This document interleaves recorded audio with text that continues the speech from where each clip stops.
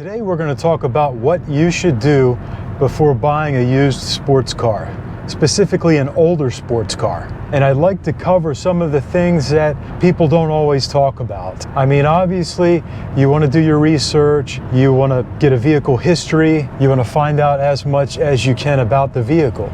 But let's go a little more in detail what that actually means by finding out as much as you can about the vehicle, how to do that, where to do that. Anything that I leave out, feel free to comment below. Anything you disagree with as well, feel free to leave in the comments. There's several questions that you want to ask yourself before you buy this car.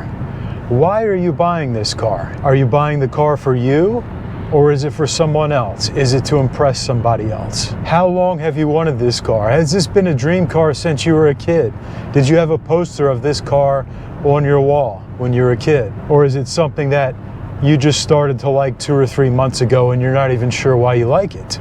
Will it be an impulse buy, or will it be something you've been dreaming about your entire life and there's nothing more that you want than this specific car?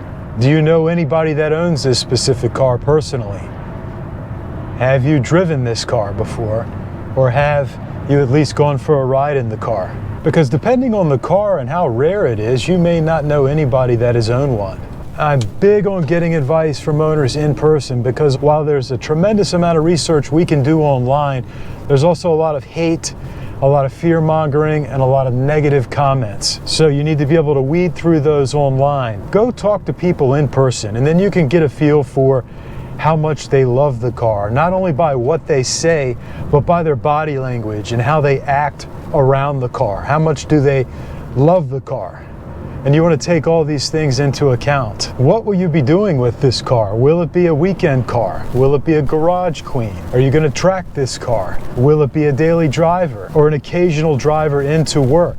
And with that being said, how long is your commute? Do you work in the city? Are you going to be able to drive this car in the city? How streetable is this car? Do you want to parallel park this car on the street? Can you maneuver it around in a parking garage? Because, you know, with speed bumps and steep inclines in city parking garages, that could potentially be a problem. Do you have a garage at home for this car? Do you plan to drive it in the winter? These are things to think about.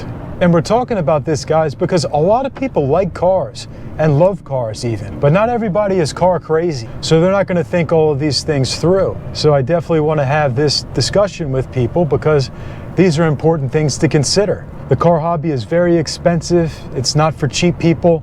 And I bring that up because do not take advice from cheap people about cars, at least with sports cars. Maybe for economy cars, that's one thing. But when it comes to sports cars, do not take advice from cheap people. The car hobby is not for cheapskates. And look, there is a difference between a frugal person and a cheap person. I'm not saying you can't take advice from somebody that wants to save money or is looking out for your best interest. But there's a difference between the person that is cheap and that is stingy and that is selfish, and the person that is frugal and that is wise with money and wants a good value. I'm not talking about that. I'm talking about the cheap bastards that have no business telling you to do anything. They're just miserable people and they don't want to spend any money. They probably don't have a lot of money themselves, and so they think that nobody should have any fun. Those people just really drive me crazy.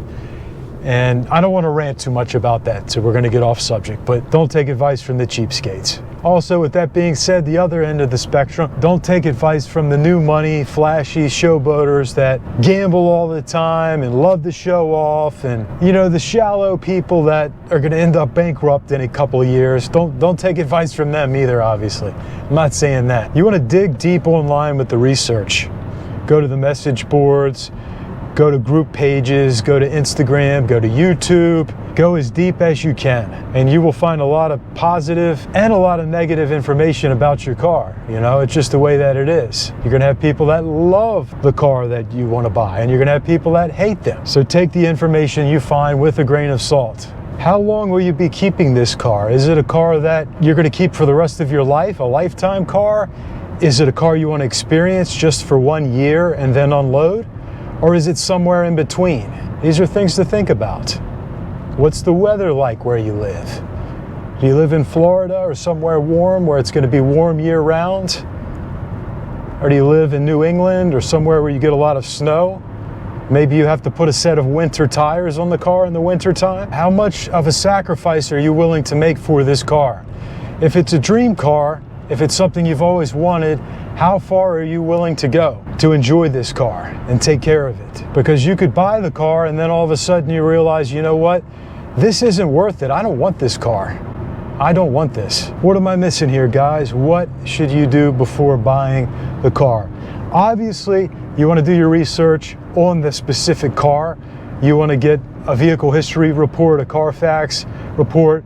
Maybe you want to have an independent mechanic check it out and give it an inspection. These things are all important. In person, you want to look at the paint. You want to take it for a test drive, all the basic stuff, obviously. You want to do that, unless you're comfortable with doing sight unseen. Well, I've never bought sight unseen. I know people that have done that and have had great experiences.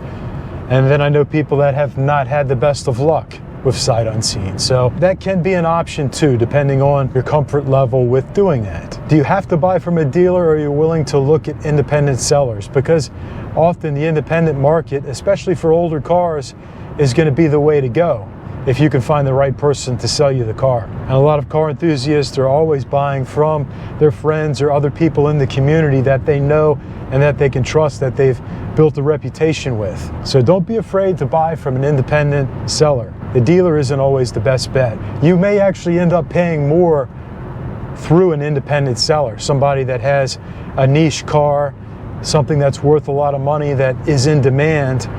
You might have to pay more money for that, especially if you want a specific spec. If it is the exact car that you want, then maybe it is worth it to pay the premium for it. That's something to think about. And again, that's why I say don't take advice from cheapskates, because the cheapskate's gonna say, it's not worth it. You shouldn't even be looking at that brand. Don't buy a Porsche. They're too expensive. You'll lose all your money, when really they know nothing about Porsches and the fact that certain Porsches hold their value better than anything else and can even go up in value and can be reliable. So do not listen to the cheapskates when it comes to sports cars. When it comes to anything cool, really, you shouldn't listen to them because they're not going to understand. Has anyone bought a car sight unseen recently? Let me know in the comments. Looks like a Bentley, yeah, Bentley Continental. That's pretty cool. Don't see many of those in Southern Maryland. If you're buying this car for you and you've always dreamed about it, you've always wanted it, then I say go for it, because yes, it's going to be expensive. Yes, it's going to mean sacrifice. Yes, it may stress you out. But if it's something you've been passionate about for a long time, I say go for it. Definitely go to as many car shows as you can. And don't be afraid to drive an hour away, 2 hours away to a car show where they may have a lot of versions of the car that you're looking at, and you might be able to talk to 3 or 4 owners or more, 5 owners, and be bold. Ask them the hard questions. Tell people, look, I'm seriously considering buying one of these. What am I getting into here? Get real with people. What is it like owning this car? And some people will open up and be honest with you. Not everyone's going to, but who cares? You have to ask these questions if you want to find out as much about the specific car as you can. Find out what sacrifices these people have made, because you might find out that, okay, this is too much. This guy is crazy. He loves his car. He's dropped way too much money into it for me. I can't work on it. I don't want it to be in the shop once a month. That's just too much. You want to find that out. You may be surprised too, because there are cars out there that have bad reputations that aren't necessarily going to be unreliable. That's why you want to talk to as many people as you can and do your research, because you never know what you're getting into. You could get into the car and it could be nothing like what you're expecting, or nothing like what other people tell you. It could be a lot better, it could be a lot worse. And again, that's something you have to be willing to risk. If it's going to be your only car, make sure you do as much research as possible. That's all I've got to say. If it's a second car or a third car and you have a good sized budget, you're a person that's wise with money, then you can afford to take more of a risk. And to any of you younger guys out there that are in your 20s, you don't have to buy your dream car right away. Cars are going to be just as fun when you're in your 30s and in your 40s. I'm 46 and I still love cars just as much as I did when I was 16 and I got my driver's license. They're just as fun, every bit as fun. In fact, I might even be more car crazy now than I was when I was a teenager. And I've met people in their 70s and 80s that still love cars, that are still passionate about cars. The dream never has to die. So don't sweat it if you're not in a position to buy your dream car or to even buy a cool car. You will have the opportunity. With the right mindset and the right plan, you will have the opportunity in the future. Stay positive and try to get 1% better each and every day with your life. I still have many hopes and dreams, and I will have those dreams for as long as I'm here on the planet. And I'm not going to take no for an answer, and I'm going to keep going after what I want. And yeah, people are going to laugh. People are going to think you're crazy or stupid or ignorant.